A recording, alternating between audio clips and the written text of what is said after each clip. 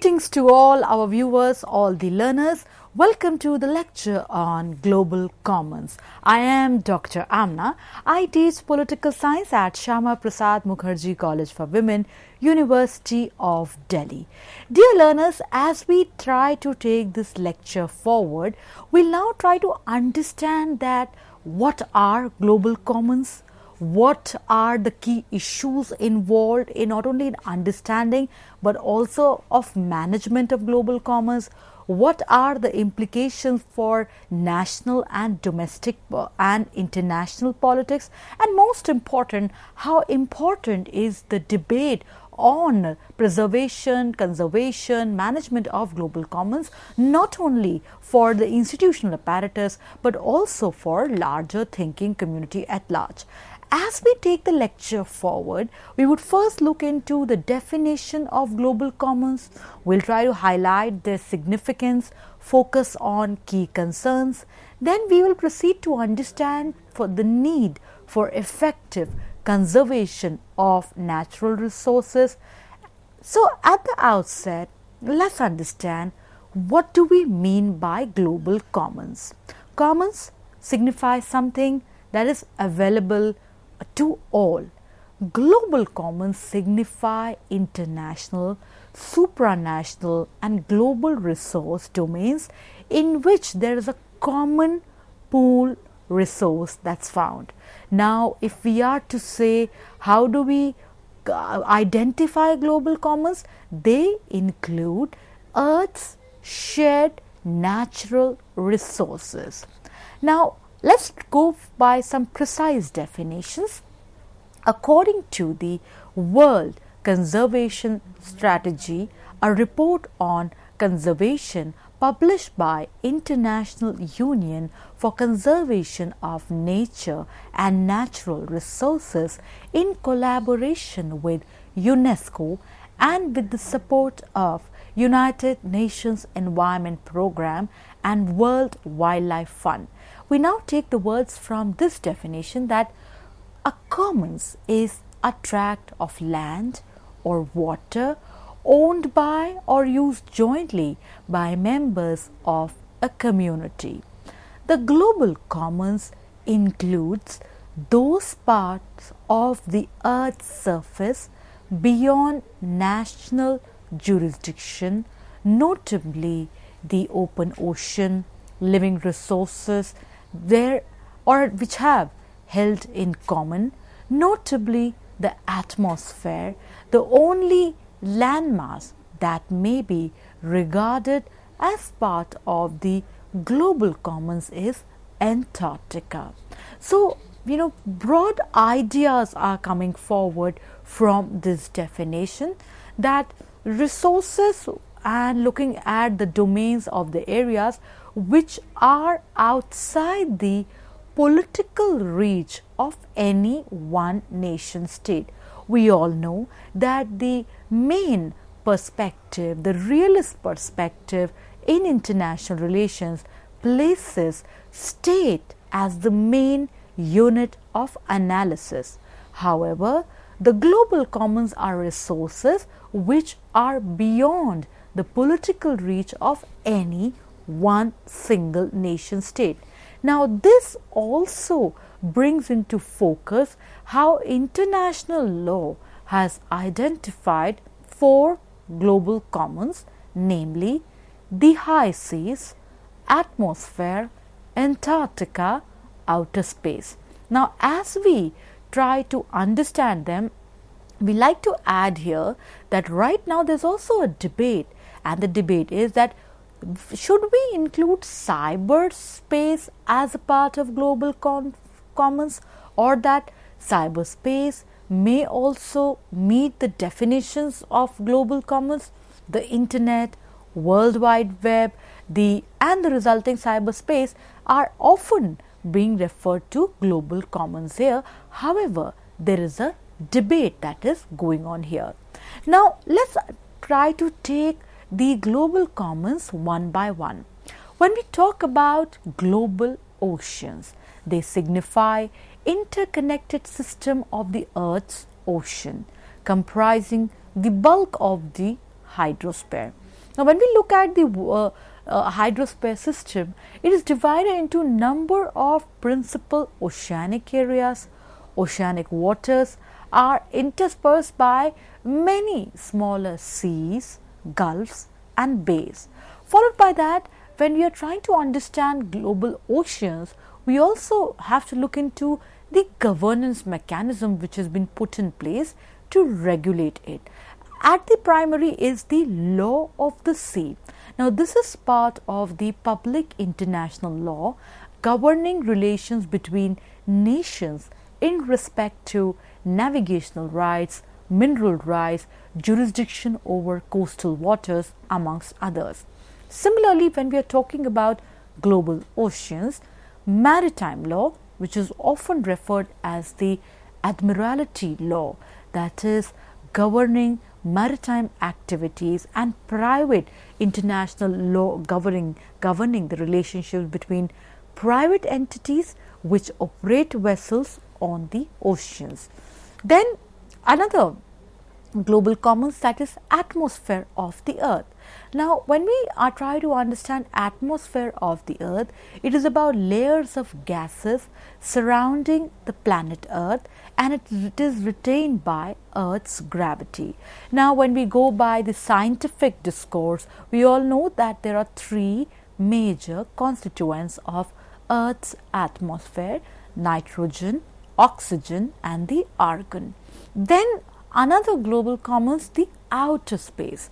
See, by outer space we mean the expanse that exists beyond the earth and between the celestial bodies. This represents a challenging environment for human exploration. At the same time, when we are trying to understand the outer space, we must take into account the hazards of vacuum, the radiation and the huge economic costs that are involved in putting objects into the space. So, we can see the dynamics that are there in global ocean, atmosphere, outer space, and how there cannot be any one particular nation who can say that I own this tract of land or this tract of ocean. Then the debate on judicious use. So, as we are taking the global commons debate forward, the answer we often question that are global commons being put to judicious use, because people do not watch out for how much is left, but for how much they make or how much they have to use for themselves. Then when we look at management of global commons, once again coming from the basic idea that global commons are located outside the sovereign jurisdiction of any one state, and therefore they require common governance by the international community. At the same time, when we are looking at the larger governance debate and understanding it with reference to environmental governance also, we need to see that there is a need for governance structures. There are certain missing links not only in the management of environmental governance, but also in its overlapping issues which are very particular and important for global commons. Looking into aspects of management system, the need to address the complexity of multiple private and public interests, and at the same time taking into account the unpredictable changes which range from the local to the global level and who have a bearing on the global commons and the debate thereof. So, no doubt global governance is necessary, and at the same time we all know that humanity is facing threats, problems, opportunities that are global in scale, and this problem, threats and opportunities are in the nature where global has connection to the local and what is local has connection to the global. Then at the same time, threats are magnified because the nature of threats has become transnational. Transnational problems cut across borders, they affect all of us, and then at the same time there is challenge for humanity to overcome all of it because it is posing huge threat for the existential risk. Now, let's understand another aspect of global commons debate, that is resource geopolitics.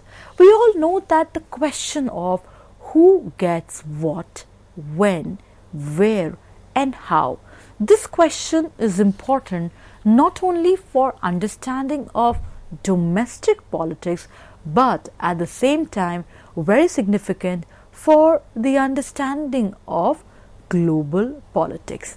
Resources are the key means, they are the motives of global power expansion. Then at the same time one has to focus on the interstate rivalry wherein the focus is which state gets access, control, domination over the earth's resources. So today when we look at water, ecology, land, forest, all of it are crucial resources, and these resources are relevant for global politics, and the issues of control and domination is also thereby one of the guiding yardsticks of the power dynamics in international politics. Then when we look at global commons, the Arctic is also a part of it. The Arctic, that is the international borderless area, and the resources there such as fish stocks that are available for any state for access. Then the Antarctic, which is, as we all know, it's an unusual global common because unlike other global commons that we saw, the global oceans, the atmosphere, the high seas, the outer space, Antarctica is locked in a long-standing territorial dispute also. So therefore, and at the same time when we are trying to understand Arctic and the Antarctic, the reason why they are part of the global commons is also that because they have a profound effect on the Earth's climate and ocean systems. And Antarctica particularly, when we see it is locked in its 4-kilometer thick ice sheet, which is a unique record of what our planet's climate was like maybe over the past over 1 million years. Then at the same time one also has to keep in mind that today Antarctica is facing environmental degradation, human pressures such as air pollution, effects of global warming, amongst others. Then when we look at the implementation of the common global commons, then there are joint related issues also, that is implementation of the global heritage principle, common responsibility, looking into post 2015 development agenda, looking into the ambit of inclusive social development. Then when we look at inclusive economic development, trying to understand environmental sustainability and other related factors of peace and security. Global commons, its management thereof and the various issues and debates thereof are very important for these aspects also. We all know that technology is changing, rampantly changing, and this change in technology has an impact on not only human beings but also on the environment. Advancement of science and technology has led to the increased demand for resources, and this increase in demands is also leading to another impact, that is increase in activities such as fisheries, navigation, open sky travel and so forth. And all of it, when we delve deeply into it, it has a critical environment challenge. It has huge bearing for climate change and global warming. Technology, which was an enabler for human beings, has rather been exploited to such extreme ends that it is posing huge amount of threats and challenges for the environment at large. Now, when we look at the management and the governance mechanism to address issues that are pertaining to global commons. So, herein we look at the treaties, convention and amongst the other things. But at the same time, we must take into account that it's important to see how international community, international global governance acknowledges the need to conserve these global common domains because they are being seen as essential for development and human well-being. The depletion of ozone layer and the rapid environmental degradation in Antarctica is an example here that how today there are several treaties and mechanisms addressing to it, looking into the impact on the global commons and above all looking into the capacity of the ecosystem to provide services for human well-being. So, some examples, that is United Nations Convention on the Law of the Seas of 1982. This lays down a comprehensive regime of law and order in the world's oceans and seas, establishing rules governing all uses of the oceans and their resources. The convention was opened for signature on 10 December 1982 in Jamaica. Then we have the Antarctic Treaty System. This treaty entered into force in 1961. The treaty sets aside Antarctica as a scientific preserve, establishes freedom of scientific investigation and bans military activity on the continent. Then we have UNFCCC. So, and then followed by that we have the another aspect, that is Montreal Protocol on substances that deplete the ozone layer. Now, this is a treaty designed to protect the ozone layer by phasing out the production of numerous substances that are responsible for ozone depletion, designed to stop the production and import of ozone depleting substances and reduce their concentration in the atmosphere to help protect the Earth's ozone layer. Then Treaty on Principles, that is governing the activities of the state in the exploration and use of outer space. Now, this treaty prohibits the placing of nuclear weapons in space. It limits the use of moon, other celestial body to peaceful purposes only, and establishes that space should be free for exploration, used by all nations, but that no nation may claim sovereignty of outer space or any celestial body. It exclusively limits the use of moons and other celestial bodies to peaceful purposes and expressively prohibits their use for testing weapons of any kind, conducting military maneuvers or establishing military bases. Then at the same time, we are seeing that the idea of bioprospecting is not regulated by UNCLOS and other activities such as deep sea fishing, mining and research, hydrocarbon exploration and extraction, carbon sequestration amongst others, storage and ocean fertilization. All of it are challenges that one is looking towards while understanding management of global commons.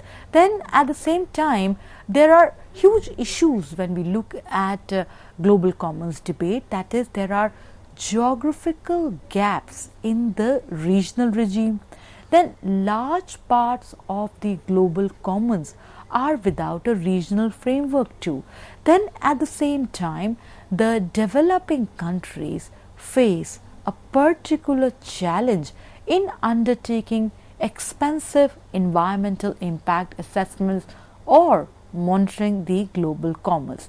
Lack of sophisticated technology to carry out exploitation or environmental conservation and activities.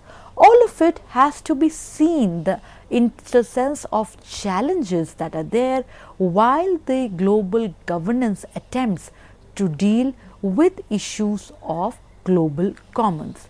Then no doubt there is growing interest on the access to the global commons from a trade, security and critical resource perspective. The need of the hour here is that a global governance regime to ensure that global commons will be preserved for future generations, as we saw in our previous understandings that how essential are these global commons not only for development but also for human existence.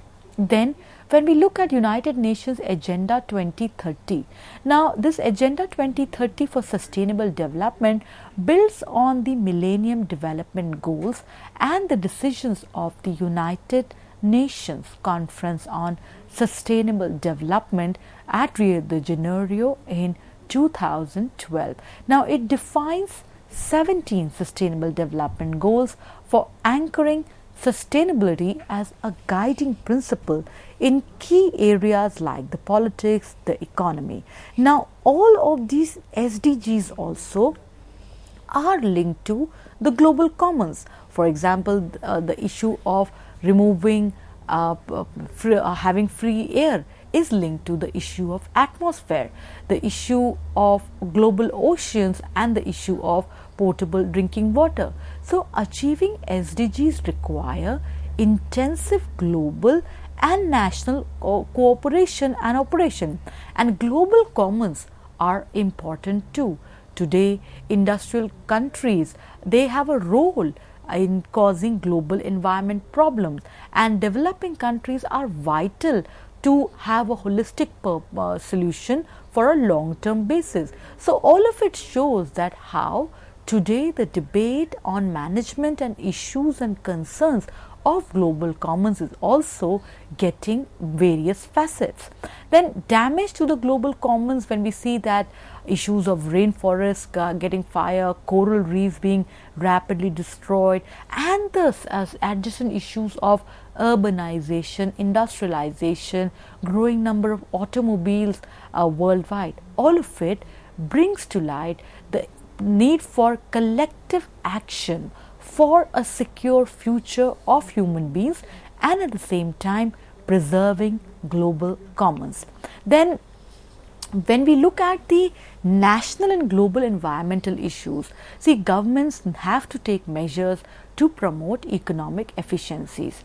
The governments have to work out mechanisms wherein their domestic actions are integrated with the international agenda of preserving the global commons, eliminating subsidies, tax credit for cutting trees, doing away with energy subsidies, imposing taxes on the fuel. Then local governments also have an important role in countering global problems, providing people with the incentives to use alternatives wherein the people can work together to work out economic and environmental cost of traffic, congestion, motorized vehicle use.